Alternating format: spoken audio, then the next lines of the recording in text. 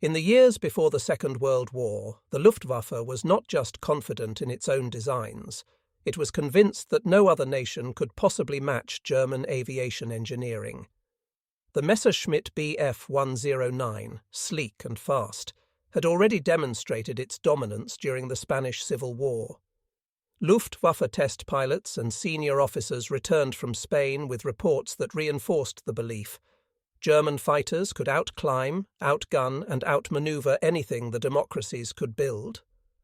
When Hermann Göring presented these findings to Hitler in 1938, he declared with satisfaction that German mastery of the skies is assured. This attitude extended beyond pride. It became a lens through which German officers viewed every foreign aircraft. Allied fighters, when evaluated through intelligence briefings or mock engagements, were derided with a particular sneer: Spielzeugmaschinen, toy planes. Captured or purchased examples of foreign fighters before 1939 gave the Luftwaffe reasons to scoff. French aircraft like the Morane-Saulnier MS-406 were considered underpowered, and the American Curtiss P-36 Hawk, an early export to France, was dismissed as outdated. German engineers judged its radial engine clumsy and its airframe fit for a flying club, not for the battlefield. An internal Luftwaffe technical report from 1939, preserved in the Bundesarchive, summarized the Curtiss design with a single cutting remark: "This is a machine for Sunday flying." No disciplined air arm could employ such a thing in combat against modern European fighters. The phrase Sunday flying would be repeated in officers' mess halls throughout the Reich. The idea that American factories, known more for producing cars and refrigerators than combat aircraft, could suddenly supply fighters equal to German standards seemed laughable. The Bf 109E Emile entered the Battle of France in 1940 as a terror to Allied pilots. German pilots cut down French and British aircraft in staggering numbers. To the Luftwaffe, this seemed proof that their dismissive evaluations had been correct. Allied fighters were fragile, slow, and flown by inexperienced men. When Kurt Tank's Focke-Wulf FW-190A entered service in 1941, the sense of superiority deepened. Its wide radial engine cowling, heavy armament, and blistering climb rate gave German pilots confidence that no opponent could rival them. Luftwaffe commander Werner Mölders, reviewing combat reports from 1941, wrote that "our machines have no equals in the skies of Europe." This confidence created an echo chamber. Intelligence assessments consistently portrayed enemy aircraft as inferior, partly to bolster morale, but also because few Luftwaffe leaders could conceive of American or British engineers producing something to match the Reich's technical edge. Yet even in the early campaigns, cracks began to show. The Battle of Britain in the summer of 1940 shocked many German pilots. The Hawker Hurricane, though slower than the Bf 109, was rugged and flown in numbers. More dangerous was the Supermarine Spitfire, whose performance in turns and climbs challenged the Emile's superiority. German ace Adolf Galland later recalled his first encounter with a Spitfire. "I was not expecting such an aircraft. It turned inside me, and for the first time I realized we were not alone in building fighters of the future." The Spitfire was not dismissed as a toy. It was respected, grudgingly. Luftwaffe records from 1941 show a noticeable shift in tone when discussing the British fighter. Technical reports described it as an opponent to be taken seriously, equal in several performance categories to the 109. Still, the Hurricane and the Spitfire were seen as exceptions. In the German worldview, Britain could produce one or two fine designs, but the United States was another matter. By late 1941 and into 1942, American-built aircraft began appearing in increasing numbers in North Africa and with the Royal Air Force. The Curtiss P-40 Tomahawk and Kitty Hawk, flown by both British and American pilots, were the first real test of US designs against the Luftwaffe. Luftwaffe pilots regarded them with disdain. They were slower than the Bf-109, and their Allison engines lacked a high-altitude supercharger, leaving them gasping above 15,000 feet. One report from JG-27 in North Africa described the P-40 as easy prey above the desert, unworthy of a true duel. Another German pilot joked in a letter home, "The Tommies now fly American machines. They are painted nicely but fall apart when shot. I think these Americans make toys for children, not for war." The Bell P-39 Airacobra, which appeared in limited numbers in North Africa and was supplied in bulk to the Soviet Union, fared no better in German eyes.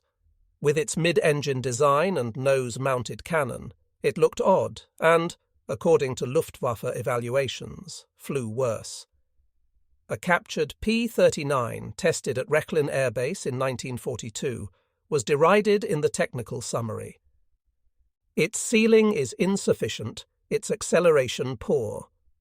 This is an aircraft designed by engineers with no experience in true aerial combat. These dismissals hardened the stereotype. American planes were toys, unorthodox, flashy, and unfit for a serious air war. Joseph Goebbels' propaganda ministry seized on this perception. In speeches and newsreels, US aircraft were mocked as child's toys built by assembly lines that know nothing of war. One cartoon, published in Der Adler magazine in 1942, depicted a plump American pilot struggling to fly a P-40 shaped like a bathtub with wings, while a sleek Bf-109 swooped in effortlessly. Such propaganda served two purposes. It reassured the German public that their enemies were weak, and it bolstered the Luftwaffe's own morale. If German pilots believed their opponents flew fragile, laughable machines, then every victory confirmed the myth of superiority. But not all were convinced. A few cautious voices within the Luftwaffe warned that American industry was massive and capable of rapid improvement. General Ernst Udet, before his death in 1941, had quietly remarked, "The Americans build quickly. Today their machines are clumsy. Tomorrow they may not be." His warning was largely ignored. By 1942, the Luftwaffe was still basking in its early war achievements. The Bf-109 and FW-190 seemed unchallenged. American P-40 and P-39s reinforced the stereotype of Allied weakness. German officers spoke confidently of victory in the Mediterranean and Russia. And yet, cracks were appearing. Reports from the Eastern Front noted that Soviet pilots in Lend-Lease P-39s were becoming more effective. British pilots flying P-40s in North Africa were proving harder to dispatch than expected, and intelligence intercepts suggested that new American fighter designs were already in production. The Luftwaffe still laughed, calling them toys. But soon those toys would outrun, outgun, and outlast even Germany's best. The joke, as history would prove, was not on the Americans. When the Lockheed P-38 Lightning first appeared in the skies of Europe and North Africa in 1942, Luftwaffe pilots were unsure what to make of it. Its twin-boom design and central nacelle seemed alien compared to the sleek monoplane shapes they were accustomed to. German officers mocked its ungainly profile. A pilot from JG-53 described it in his diary as a dragonfly, unfit for war. At Rechlin, where German engineers analysed every scrap of intelligence on new Allied machines, the early reports were blunt. The American twin-engined fighter is too large, too complex, and too fragile for true combat. But ridicule soon gave way to grudging recognition. Within months, Luftwaffe men gave it a name that revealed their shifting perception: Der Gabelschwanz-Teufel, the fork-tailed devil. The P-38 had been conceived before the war as a high-speed interceptor, the product of Lockheed's visionary engineer Clarence Kelly Johnson. Its radical layout, twin booms carrying engines and a central cockpit pod, was chosen to accommodate turbo-supercharged Allison engines, giving it unmatched speed at high altitude. A tricycle landing gear made takeoff safer, while all of its heavy armament was concentrated in the nose, one 20mm cannon and 4.50 caliber machine guns. German intelligence analysts scoffed at these choices. In a 1941 briefing note captured after the war, Luftwaffe officers criticized the Lightning as a machine designed by amateurs. They argued that its complexity would cripple production, that its twin-engine arrangement made it vulnerable, and that its size meant it could never turn with a Messerschmitt. Yet the Americans pressed ahead, and by late 1942, P-38s were crossing the Atlantic in Operation Bolero, flying in formation from Greenland to Iceland to Britain. For the first time, a US-built fighter could escort bombers across oceans and still arrive combat-ready. The baptism of fire came in August 1942, when the 27th Fighter Squadron deployed to Iceland. On August 14th, two P-38s intercepted and destroyed a German FW-200 Condor maritime patrol bomber. It was the U.S. Army Air Force's first aerial victory in the European theatre. By the autumn, P-38s were operating in the skies above North Africa. During Operation Torch, the Allied landings in November 1942, Lightnings flew escort missions for bombers and engaged both Vichy French and Luftwaffe opponents. Luftwaffe pilots quickly realized that this ungainly dragonfly could match their Messerschmitts in climb and exceed them in dive speed. Reports from JG-27 in Tunisia reflected surprise. One after-action account noted, "The twin-tail fighter is faster in the dive than our machines. It does not break apart when it exceeds 700 km per hour, while the Bf-109 risks structural failure. We must beware when pursuing." That admission was extraordinary. For years, German pilots had relied on their ability to dive away from danger. Against the P-38, that tactic could end in disaster. In December 1942, the 14th Fighter Group began sustained operations out of Tunisia. Luftwaffe pilots were forced into direct combat with the Lightning, often while attempting to intercept Allied bombers. On December 12th, P-38s clashed with Bf-109s of JG-77 near Goebbels. American pilots claimed several kills, while German reports noted losses they struggled to explain. By early 1943, German officers could no longer dismiss the Lightning as a toy. Pilots began to speak of it with respect tinged with anger. The nickname Gabelschwanz Teufel spread through Luftwaffe units, carried by word of mouth and grim combat experience. A captured Luftwaffe pilot, interrogated by 13th Fighter Command in April 1943, explained, "We do not like the Lightning. It is too fast, it climbs well, and its fire is deadly. When two or three attack together, one must pray not to be noticed." One of the Lightning's decisive advantages was range. German fighters, designed for operations over Europe, were limited to relatively short patrols. The P-38, with its large fuel capacity and external drop tanks, could accompany bombers for hundreds of miles. Over Tunisia and Sicily, it became a constant thorn to Luftwaffe pilots, appearing in places they never expected American fighters to reach.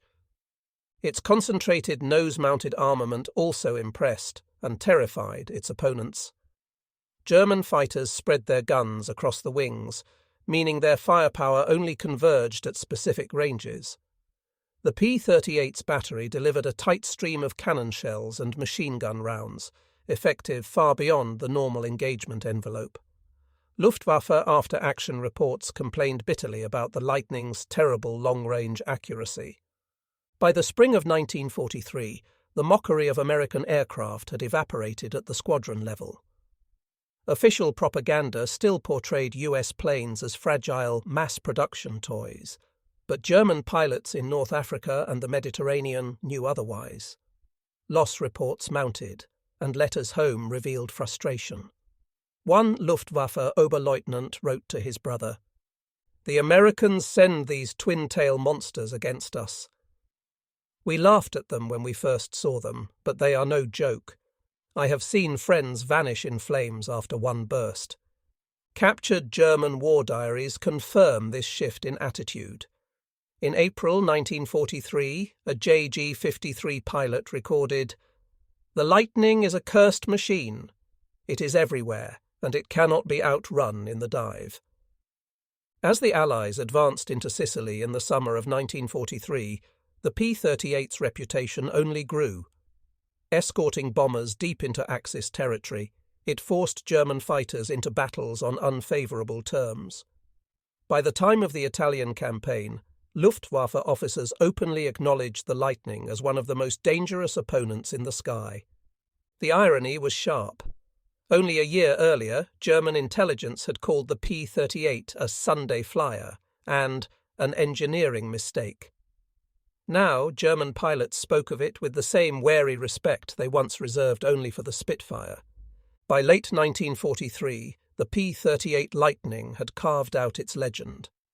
To American pilots, it was a machine that could fight, dive, and climb with confidence. To German pilots, it was the fork-tailed devil, a toy no longer, but a formidable rival that demanded every ounce of skill to survive. The dismissive laughter of 1941 had died in the deserts of North Africa and the skies over Sicily. The joke was over, and the Luftwaffe knew it. By the summer of 1943, the Mediterranean had become the proving ground for the US Army Air Force's newest machines. The P-38 Lightning, no longer a curiosity, was flying escort missions deep into Axis-held territory. The Luftwaffe, still recovering from losses in Tunisia, faced a fresh reality. Their Messerschmitts and Focke-Wulfs were now up against an enemy fighter that could dive faster, fight longer, and strike harder than expected. The campaign for Sicily, and the subsequent invasion of mainland Italy, turned the region's skies into a crucible. For German pilots, it was a firestorm of frustration. For American pilots, it was vindication. The toys had grown teeth. On July 9th to 10th, 1943, Allied forces launched Operation Husky, the invasion of Sicily. Air superiority was critical. The Luftwaffe scrambled to protect convoys and bases, while the US 12th Air Force and RAF hammered transport hubs and ports. The P-38 Lightning was at the forefront of these missions, flying from bases in North Africa. The 82nd Fighter Group became a spearhead. On July 12th, Lightnings escorting B-17s over Catania clashed with Bf-10-9s of JG-53. US after-action reports recorded 10 enemy aircraft destroyed. German records confirm at least 5 losses. One German pilot, captured after bailing out, reportedly told his interrogators, "We thought we could dive away as always, but the twin-tail fighters followed us down like wolves. No one believed they could." This ability to dive past 700 kilometers per hour without structural failure became one of the P-38's deadliest advantages in the Mediterranean campaign. Messerschmitts attempting steep dives to escape often found Lightnings still on their tails, spitting tracers. The Luftwaffe also discovered another uncomfortable truth. American fighters could now stay in the fight far longer than expected. With extended fuel tanks, P-38s escorted bombers across the Straits of Messina, deep into Sicily, and back to bases in Tunisia. A July 1943 13th Fighter Command debriefing report noted, "German fighters attempted interception at Messina, but Lightnings pursued them across the strait. Enemy pilots seemed surprised to find pursuit continuing beyond their expectations.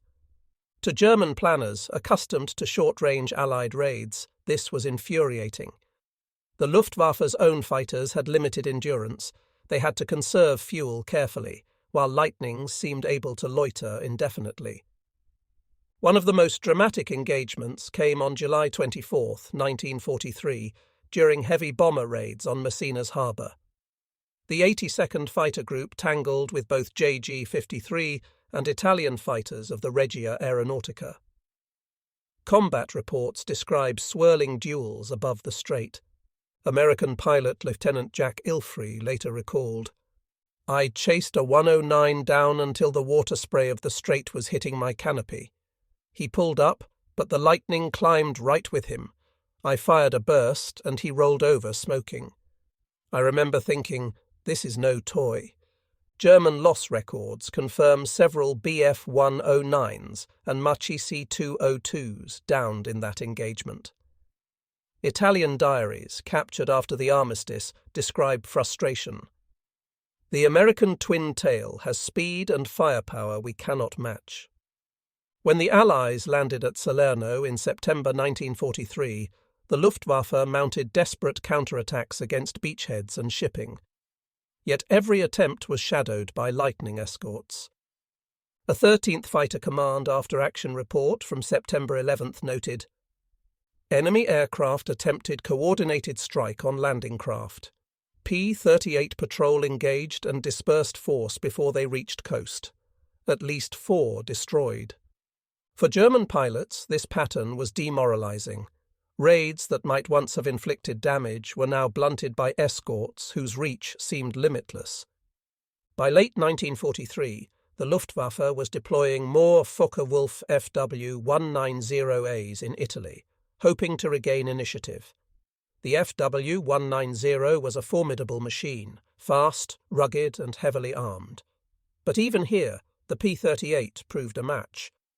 A JG-2 report from October 1943 admitted, "Against the twin-tail enemy fighter, the FW-190 cannot dive away successfully. We must engage cautiously and with numerical advantage." The frustration was palpable. German doctrine, long reliant on boom and zoom tactics, now found itself neutralized. The combat statistics from mid-1943 paint the picture clearly. According to USAAF records, the 82nd Fighter Group claimed over 200 enemy aircraft destroyed between July and December 1943. The Luftwaffe's own loss records, though more conservative, confirm heavy attrition, particularly among bomber intercept units. Bomber loss rates also fell. In July 1943, before heavy P-38 escort coverage, US bomber missions over southern Italy lost nearly 10% of their aircraft. By October, with Lightning escorts flying consistently, losses dropped below 4%. For the Germans, who had once sneered at American designs, these numbers told a painful truth. The toys were tipping the balance. Letters and diaries from German pilots in the Mediterranean theatre reveal the shift in perception.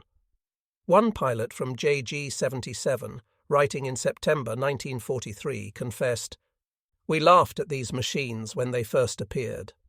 Now we curse them. They dive like demons, and their guns tear apart even the Focke-Wulf. We cannot understand how America builds so many." At the same time, captured documents show how propaganda struggled to keep pace with reality.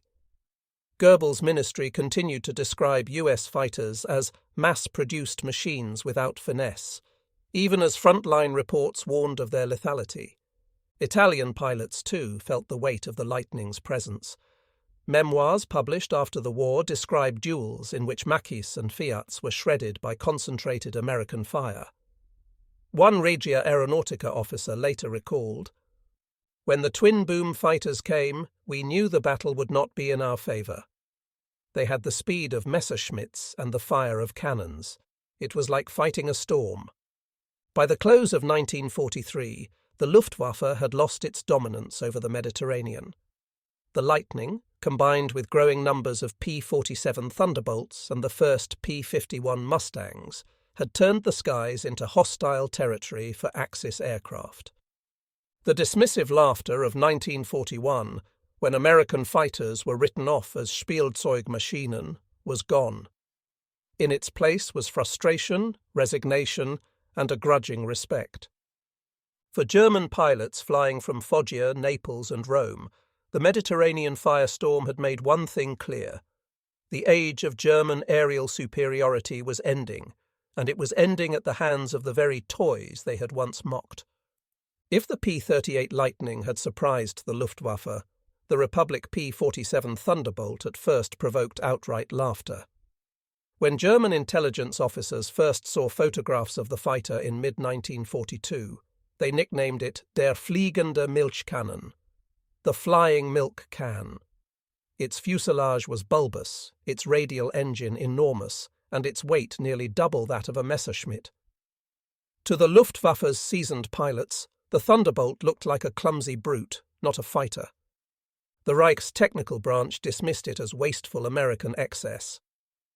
Too heavy to maneuver, too slow to climb, one Rechlin evaluation summarized. But those assumptions would not survive long.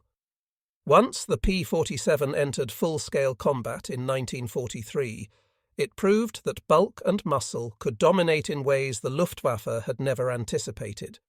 The Thunderbolt was the heaviest single-engine fighter of the war, powered by the massive Pratt & Whitney R-2800 double Wasp radial engine. With turbo supercharging, it could sustain high speeds at altitude where German fighters struggled. It carried 8.50 caliber machine guns, more firepower than most twin-engine aircraft, and its rugged frame absorbed damage that would shred a Bf-109. To Luftwaffe analysts, the size looked like weakness. To American pilots, it was strength. One 56th Fighter Group pilot later recalled, "We called it a jug, but that jug could dive like a falling safe and still come out whole." The P-47 first saw combat with the 4th Fighter Group in April 1943. Early missions from Britain were plagued with teething problems, radio issues, engine difficulties, and limited range. Luftwaffe pilots initially dismissed the new fighter as an annoyance, but as improvements arrived through the summer, the tone changed. In August 1943, during bomber escort missions to Belgium and the Netherlands, German pilots encountered Thunderbolts diving at speeds no Bf-10-9 could match. JG-26's war diary records frustration. "Enemy fighter heavy and ungainly, but its dive is uncontestable. We cannot follow without risking destruction." One of the Thunderbolt's great innovations came not from design, but from tactics. Colonel Hubert Hub Zemke of the 56th Fighter Group devised a system of wide-area patrols, later called the Zemke fan, that placed Thunderbolts in sweeping arcs ahead of bomber streams. Instead of reacting defensively, the P-47s hunted. German pilots who expected to ambush bomber formations instead found themselves ambushed by Thunderbolts. The element of surprise, long the Luftwaffe's tool, was now turning against them. The Thunderbolt's greatest single advantage was its dive speed. Weighing over 7 tons when fully loaded, it could plummet faster than any German aircraft and still pull out intact.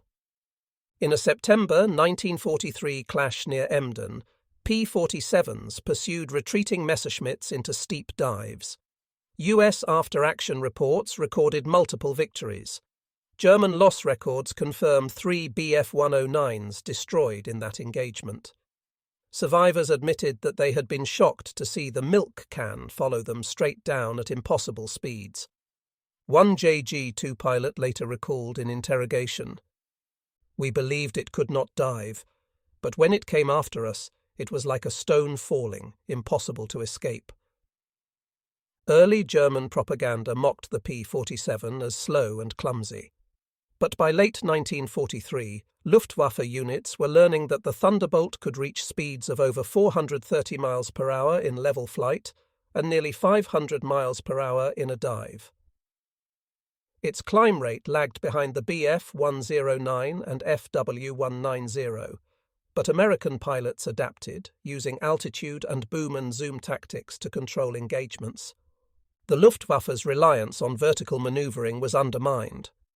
As 113th Fighter Command briefing noted, "German aircraft still climb faster, but they cannot match the Thunderbolt once it has altitude.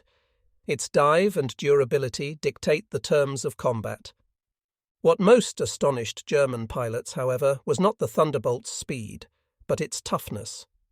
Reports circulated of P-47s returning with gaping holes in their fuselages, entire cylinders shot away or wings riddled with cannon fire, yet still landing safely.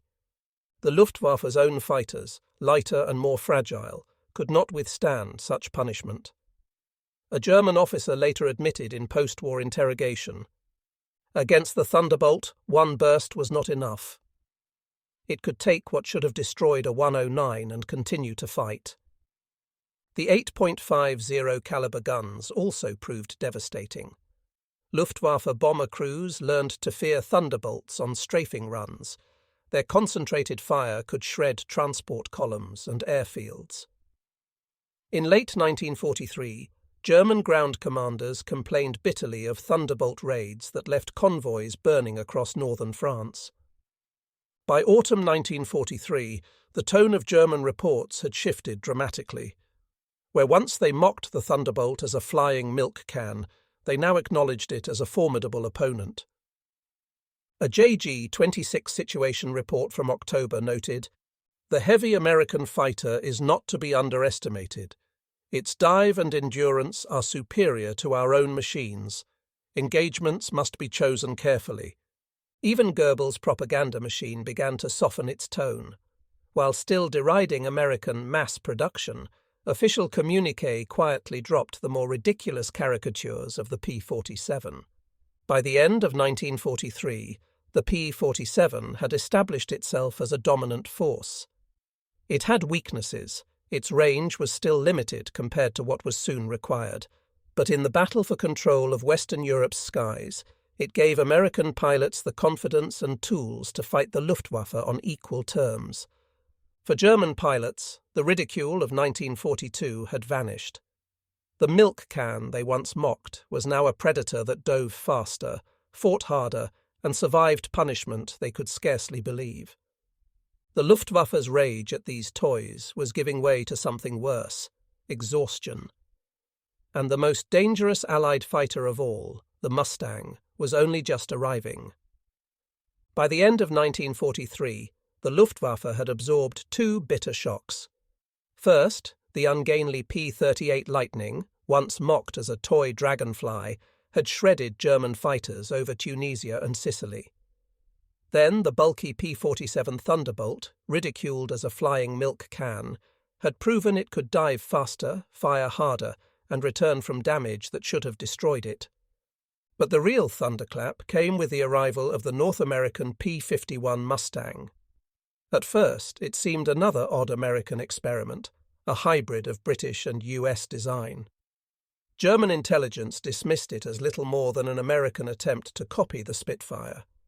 Yet in early 1944, as Mustangs began escorting bombers deep into the Reich, the Luftwaffe discovered that the copy had become something far more dangerous, a weapon designed to end Germany's control of the skies. The Mustang had begun as a British request. In 1940, with the Battle of Britain raging, the RAF asked North American Aviation to design a new fighter. Within 120 days, the company produced the NA-73X prototype, soon christened the Mustang. The early versions, powered by the Allison V1710 engine, were fast at low altitude but lacked high-altitude performance.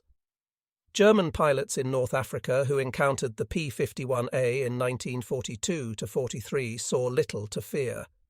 Luftwaffe evaluations concluded, "At 6,000 meters, the Mustang is no threat. It is merely another American attempt at the Spitfire, but weaker."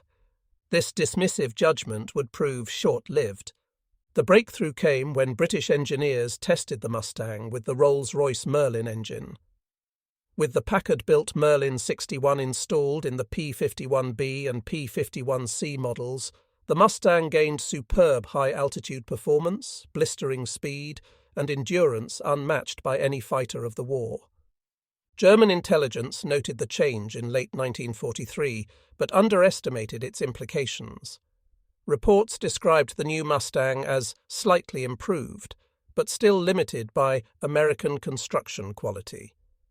In truth, the P-51B could escort bombers from Britain all the way to Berlin and back, something no Allied fighter had previously achieved. In December 1943, P-51s of the 354th Fighter Group began operations in support of 8th Air Force daylight raids. At first, German pilots dismissed them as P-40 variants. One JG-1 pilot wrote after his first encounter, "We thought they were the same old Curtiss machine, but suddenly they climbed higher than expected and pursued us deep into the clouds." The shock came during bomber escort missions over Bremen and Kiel. German fighters, accustomed to breaking free once American escorts turned back near the Ruhr, now found Mustangs still on their tails as far as Hamburg and beyond. The true turning point came in March 1944, when P-51s escorted American bombers all the way to Berlin. Hermann Goering, watching from the ground, is reported to have said, "When I saw Mustangs over Berlin, I knew the war was lost." This was no exaggeration. For the first time, German fighters had no sanctuary. Whether over the Ruhr, central Germany, or even near the capital, bomber streams were now shielded by fast, agile escorts capable of dogfighting Messerschmitts on equal terms.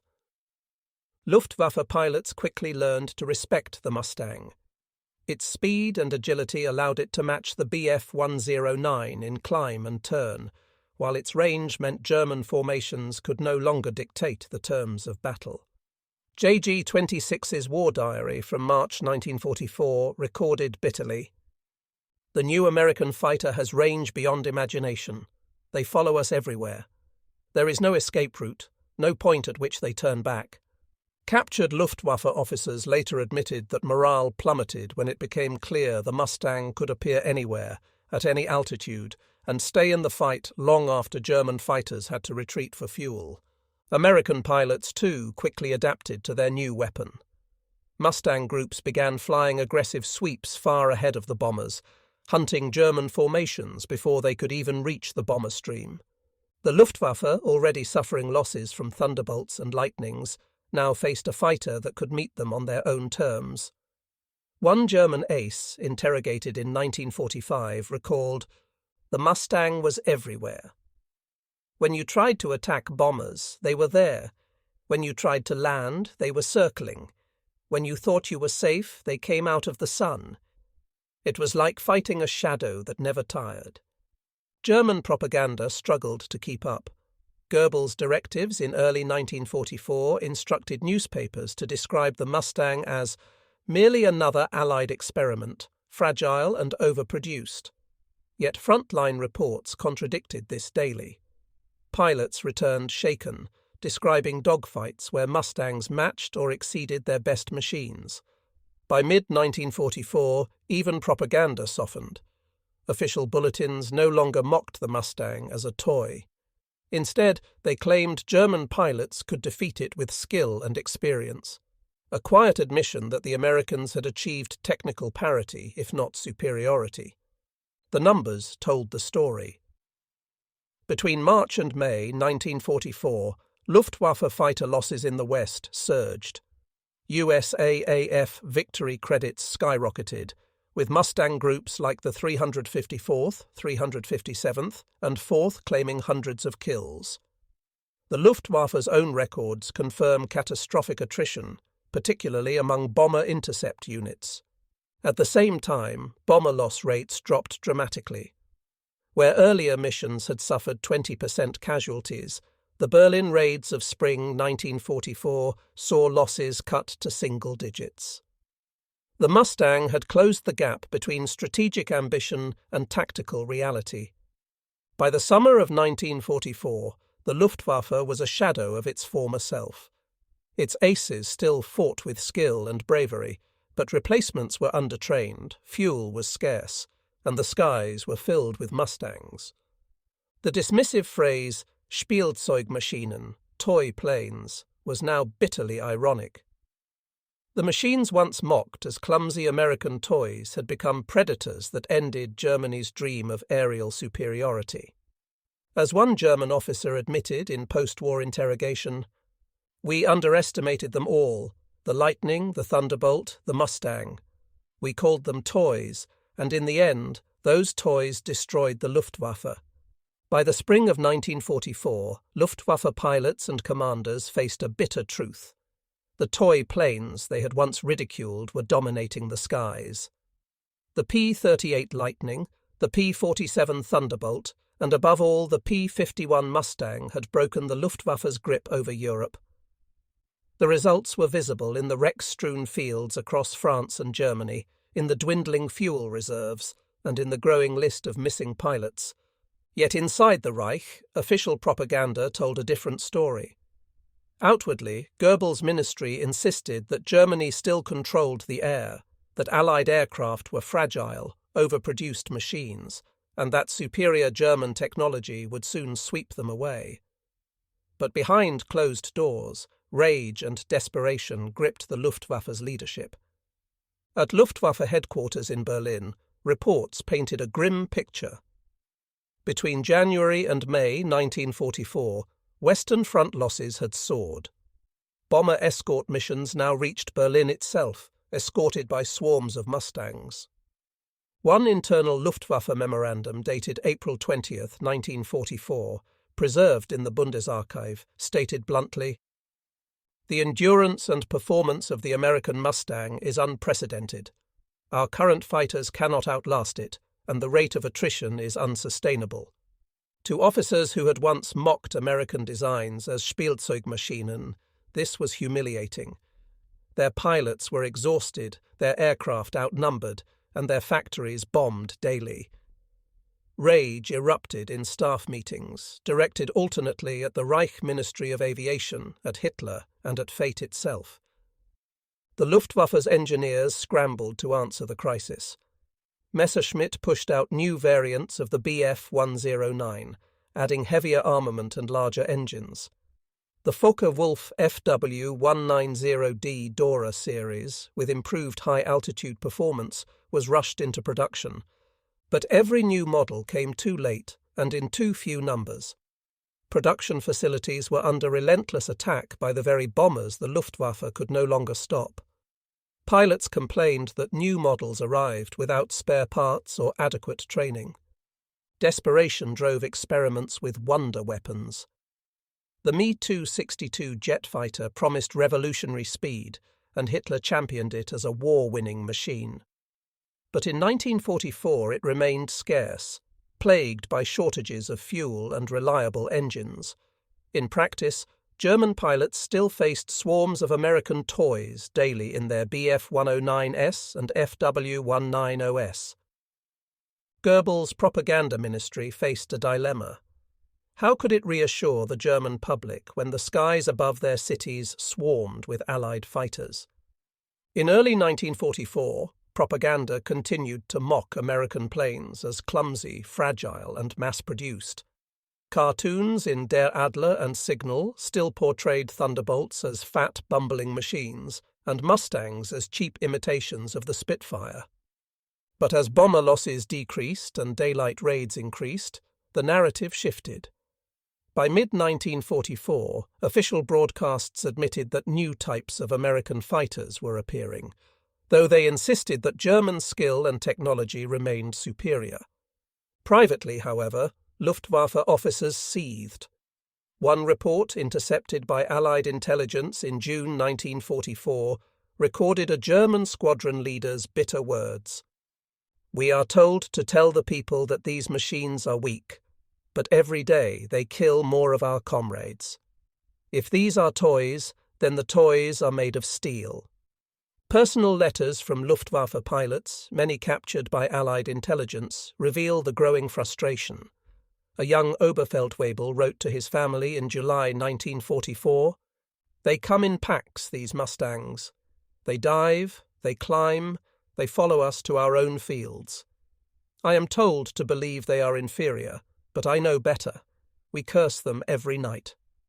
Another diary entry from JG-26, dated August 1944, reads, "The propaganda lies. Our machines are old, our fuel is low, and the enemy's planes do not tire. We were told they were toys. The toys are killing us." By mid-1944, the Luftwaffe faced another crisis, its pilot corps. Veterans had been killed in staggering numbers, and replacements were rushed through abbreviated training programs. New pilots entered combat with only a fraction of the hours their predecessors had enjoyed in 1939 to 40. The Luftwaffe's training command complained bitterly that young men were being sent to face Mustangs and Thunderbolts with barely enough skill to land their aircraft. Losses mounted, further fueling anger within the Reich. American interrogations of captured pilots confirm this frustration. One German lieutenant, shot down near Caen in July 1944, admitted, "We were told the Americans made toys. But when you are new and flying against these machines, it is no toy, it is a death sentence." Joseph Goebbels understood the danger of acknowledging the Luftwaffe's collapse. His propaganda balanced between denial and promises of salvation. The Me-262 was touted as the jet that would sweep the skies clear. Newspapers spoke of secret weapons about to appear. Radio broadcasts claimed that American planes were vulnerable to new German tactics. But the German public could see the truth. Allied fighters strafed trains, columns and airfields daily. Civilians looked up and saw P-51s and P-47s circling freely above their towns. The propaganda line grew thinner with every passing week. For the Luftwaffe's men, the psychological impact was immense. Pilots who had once fought with confidence now flew missions expecting to be outnumbered, outclimbed, and outlasted. Mechanics cursed as wrecked aircraft came back riddled with bullet holes. Commanders raged in private that Hitler had failed to prioritize fighter production until too late. The word toy had become bitterly ironic. What began as a sneer was now a curse muttered in frustration. American toys filled the skies, mass-produced yet deadly, their very abundance making mockery of Germany's once proud claims of superiority. By late 1944, the Luftwaffe was in free fall. Despite the introduction of jets and the occasional local success, the weight of Allied production and pilot training overwhelmed it. The rage in the Reich, directed at enemies, leaders, and fate, could not disguise the reality. The Luftwaffe had laughed at American planes. Now those same planes ruled the skies above Germany. By the fall of 1944, the Luftwaffe was a battered force. Allied toy planes, the P-38 Lightning, the P-47 Thunderbolt, and the P-51 Mustang, dominated the skies over France, Belgium, and now Germany itself. The word Spielzeugmaschinen, once used in scorn, had become bitter irony in Luftwaffe diaries. Yet the Reich still clung to one last hope: the jet fighter. The Messerschmitt, Me-262, sleek and arrow-like, was the first operational jet-powered fighter in history. On paper, it seemed capable of restoring German dominance. In propaganda, it was hailed as the Blitz bomber and the Storm bird that would sweep Allied bombers from the skies. But in practice, the introduction of jets only deepened the irony. Even as Germany rushed into the future, Allied toys continued to hunt them down. The Me-262's development stretched back to 1938, when Messerschmitt engineers first proposed a twin-jet design. By 1942, prototypes were flying, but delays, technical issues, and Hitler's interference slowed deployment. Hitler himself insisted the Me-262 be used primarily as a bomber, a decision that enraged Luftwaffe commanders like Adolf Galland. "This is the fighter we need," Galland later recalled. It was the one machine that could have restored balance. By mid-1944, however, only small numbers of Me-262s reached operational units, and their impact was blunted by shortages of fuel, parts, and trained pilots. The Me-262's debut in combat stunned Allied air crews. Flying at over 540 miles per hour, it could outpace any Allied piston-engine fighter. Bomber crews described it as appearing suddenly, firing deadly 30mm cannons, and vanishing before escorting Mustangs could react. In late August 1944, a formation of B-17s over central Germany reported their first encounter. A silver dart came from above and behind, faster than anything we had seen. In seconds it had fired and was gone. We could barely track it. For a moment, the Luftwaffe believed salvation had arrived. but the Allies adapted quickly. Intelligence reports from captured pilots and ground observers identified the jet's weaknesses: poor acceleration at low speed, long takeoff and landing rolls, and fragile engines that required delicate handling. The US 8th Air Force issued new directives. Mustangs were to patrol near known jet bases, striking during the most vulnerable moments: takeoff and landing. In October 1944, a P-51 pilot of the 20th Fighter Group recorded, "We caught them on approach. They came in like arrows, but once they throttled back, we were on them. 2 went down in flames before they touched the ground." This tactic, rat-catching, as pilots called it, neutralized much of the Me-262's advantage. Inside the Luftwaffe's high command, frustration boiled over. Galland and other senior officers accused Hitler of crippling the jet program by insisting it be used as a bomber. Galland later testified, "The Führer robbed us of the one weapon that might have slowed the enemy." Galland's bitterness echoed through the fighter arm. Pilots saw comrades die daily in Bf-109S and FW-190S, while a revolutionary aircraft sat underused, mismanaged, and overwhelmed. Despite its vulnerabilities, the Me-262 impressed Allied pilots. Mustang ace Chuck Yeager later recalled, "It was the only German plane that scared me. You couldn't catch it unless you surprised it. But we learned to wait near the fields, and then it was just another target." Another report from the 56th Fighter Group noted, "The jet is deadly if given room, but it is fragile. One burst of .50 caliber into the engines, and it's finished." This fragility became the jet's downfall. Piston fighters mass-produced by American factories continued to claim victories against the miracle weapon. Goebbels' ministry seized on the Me-262 as proof of German technological superiority. Films showed jets streaking across the skies, captions proclaiming that the Reich had unleashed a vengeful storm. Yet reality was harsher. Allied pilots reported increasing numbers of jets destroyed near airfields. German losses mounted. By the end of 1944, the propaganda line rang hollow.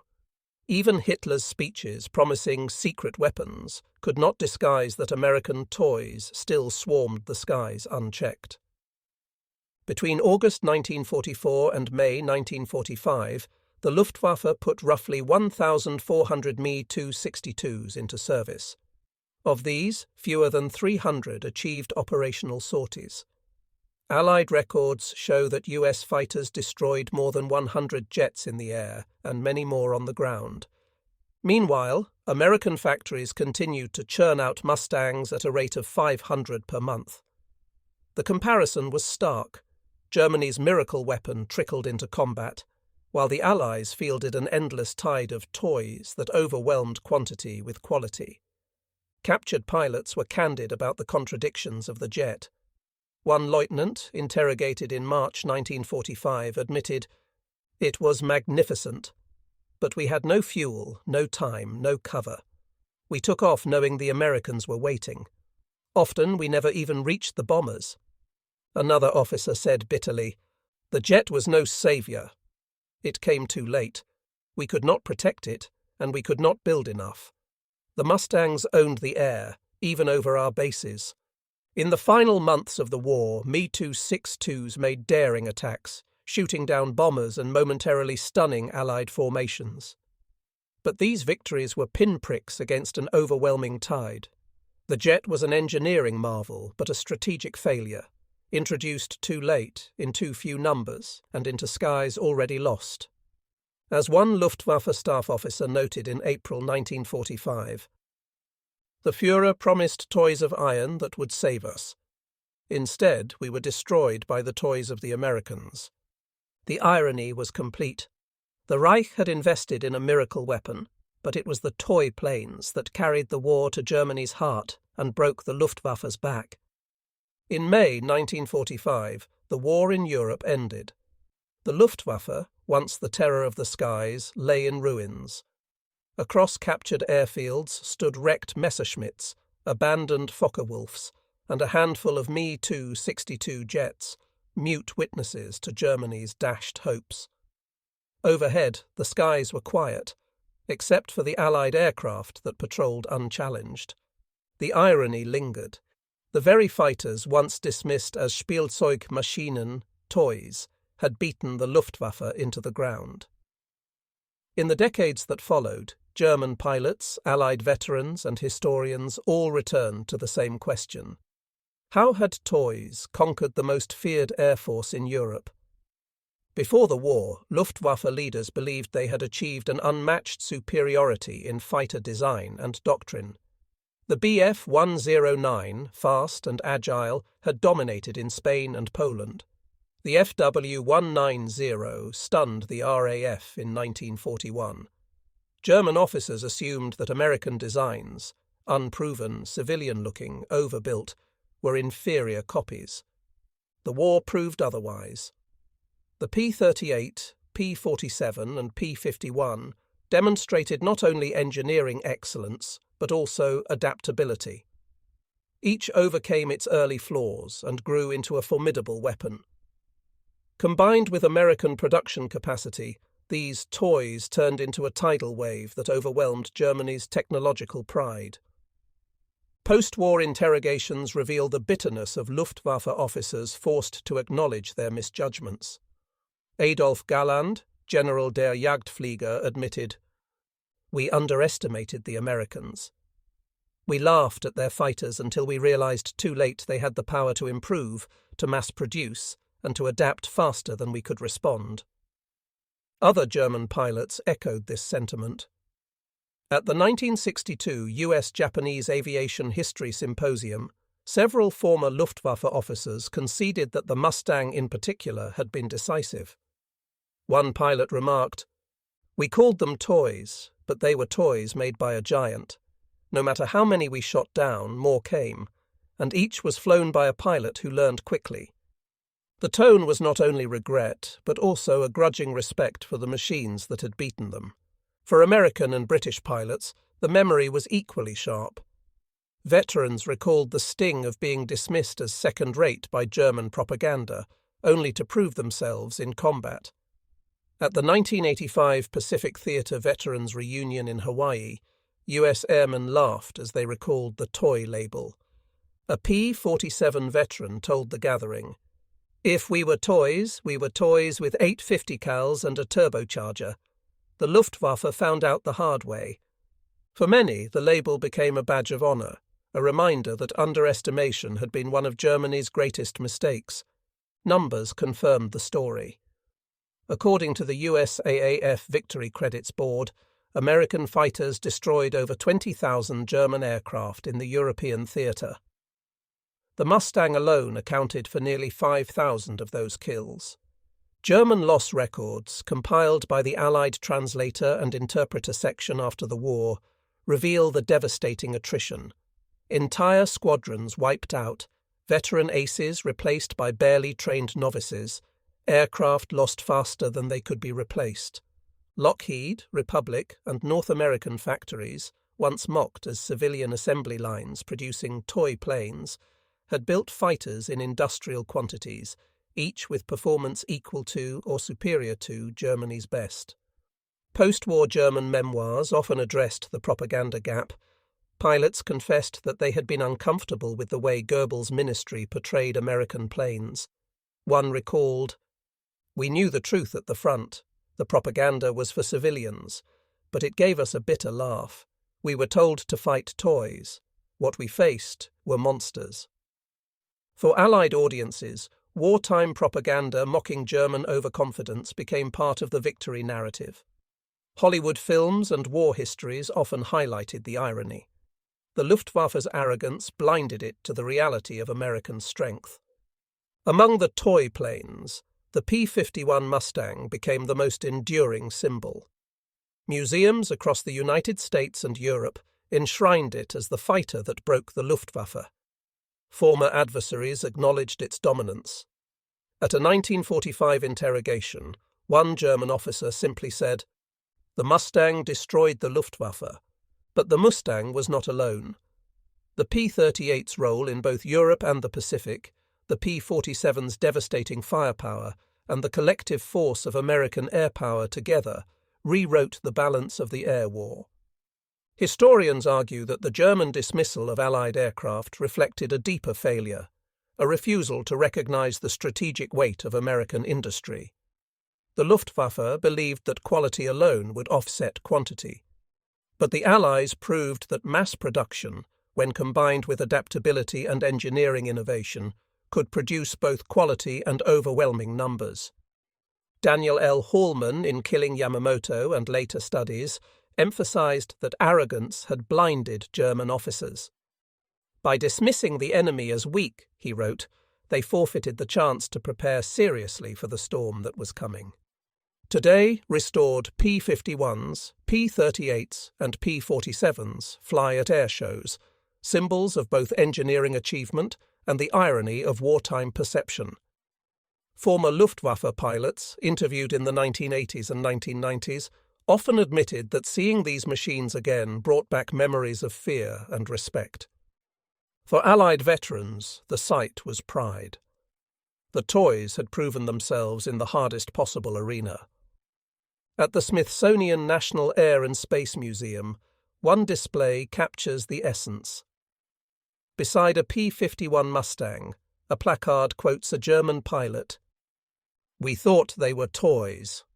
We were wrong." The story of the Luftwaffe's scorn and the Allies' triumph is more than a tale of machines. It is a reminder that arrogance can blind even the most advanced military. By laughing at American toy planes, the Luftwaffe ignored the truth that innovation, production, and adaptability would decide the skies. In the end, the Luftwaffe's ridicule became its epitaph. The toys it dismissed carried the war across continents, defended bombers, crushed German defences, and ensured that when the Reich fell, it did so under skies ruled by American wings.